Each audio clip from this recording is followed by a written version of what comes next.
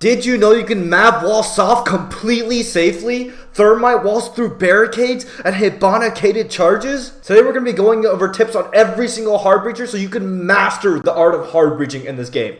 Let's start with Maverick. So one of the most powerful things that we could do with Mav is called Mav tricking, where if you Mav the entire line at the top of the wall and an entire line at the bottom panel of the wall, making sure you get the corners, you can make the wall soft for a buck or a sledge or someone on your team to break open after. But did you know you could do it completely safely? On some walls you can rappel upside down on, even when electrified. If you tap your W button from the rappel on the CC plat wall in this example, once you start taking damage, you immediately go back up and you Mav the entire bottom of the wall from here and they can't see you at all. And then when you go to Mav the top panel of the wall, you'll see that there's a red bar there that they can't shoot you or see you through, allowing you to Mav the wall completely soft. You also want to make sure you're really intentional with the way you're Maving walls. Don't just Swiss cheese every wall you see and think you've done a good job at Maving. For example, when I'm pushing attic on Oregon, a lot of people like to play in pit. So what I'll do is I'll actually Mav a line of sight right here on the left to pressure anyone trying to push up. And then, because there's this big blue box in front of me, I'll Mav a circular crouch hole behind it so I can crouch in safely without them even noticing. You can also Mav higher throw holes if you want to throw nades or flashes as you push. Anytime there's a staircase going down next to a wall, you can Mav the bottom of the wall and play the staircase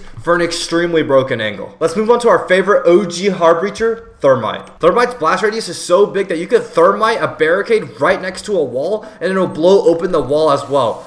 It will also not get affected by any mute jammers or bandit. This tip is extremely useful, especially if you're attacking customs on border. When attacking dining on Oregon, breaching this wall is extremely common, but also extremely risky due to the amount of angles you can die to.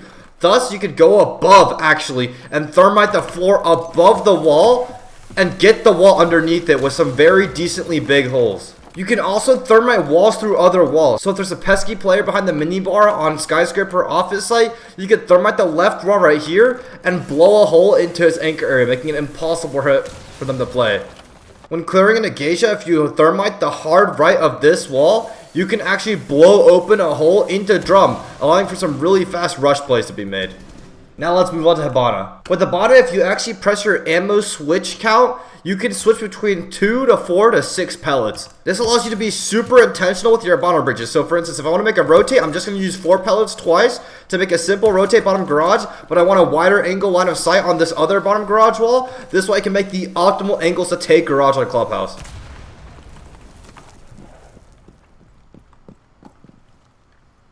And the 2 pellet function is the most powerful part of Habana's kit. It allows you to permanently clear zombies over and over, open castle barricades, and also get cated hatches. If any cated hatch is next to a soft floor, you can actually put 2 pellets on the side of the hatch on the soft floor itself and keep guessing around the area the cade is in, and it will actually break the cade if the Habanas are close enough to it. And if anyone's trying to impact trick those hatches, then you could keep 2 pelleting it over until you're able to get it open. This video is sponsored by Drink Control. Now listen, I'm a busy guy. I major in biomedical engineering. I'm a pro siege coach and I also do content. So between those 3 things, I have no time in my day to cook, and I used to spend up to $60 a day on DoorDash. But ever since finding these meal replacement shakes, it's actually super easy. I just put a scoop of my shaker cup, add some almond milk, and it tastes so good. It's also really healthy. It's got 23 grams of protein, it's got a bunch of fiber and all the vitamins, vitamin A, B, C, all of you can think of. So go to drinkcontrol.com/FET and type in the code FET, F-E-T-T, at checkout to get 10% off. Let's get back to the video now. And lastly, we probably have the strongest hard breacher in the game, Ace. Now with Ace, you want to be extremely intentional with your hard breach charges like you are with Mav. So for example, if I'm breaching this kid's wall, I want my right side to be a rotate,